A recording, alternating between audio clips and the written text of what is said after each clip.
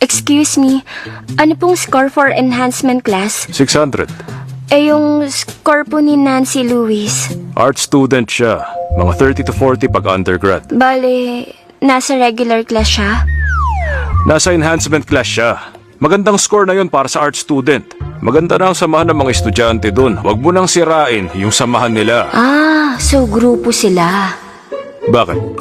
Ayaw mo sa regular class? Gusto ko talaga. Halika. Ay, kung magsasama kami ni Nancy sa klase, baka maloka ako. Pero kahit na, dapat may record sila sa dati kong school. Ba't si Nancy agad ang pinaniniwalaan nila? Ba't naging weird ang mundo ko simula nung nahanap ko ang totoong pamilya ko? Miss Perry, busy ka ba? Eto na yung transferee. Dito siya sa klase mo. Sige. Ikaw nang bahala sa kanya. Oo, ako nang bahala sa kanya. Start na tayo. Ba't di ka muna magpakilala sa mga kaklase mo? Opo. Hello sa inyong lahat. Ako si Linda Walker, galing sa probinsya ng Brookshire. Sana sa susunod na 6 months, magkasundo tayong lahat. Mula sa Walker family? Mayayaman ba ang mga Walker? Sabi niya taga Brookshire province siya. Di siya taga Capital City. Ang mga tao doon, matindi mag-aral, di ba? Hardcore. Bakit siya lumipat dito? Bakit di siya matalino? Tahimik. Hanap ka na ng upuan mo.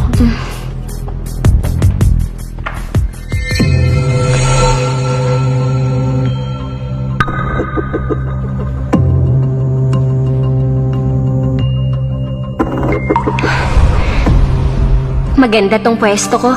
Malapit sa teacher. Tahimik pa. Walang istorbo. Okay, mga bata. Buksan na ang textbook nyo sa page 103. Ayos, nakasettle na ako. Oras na para mag-aral para sa college exam.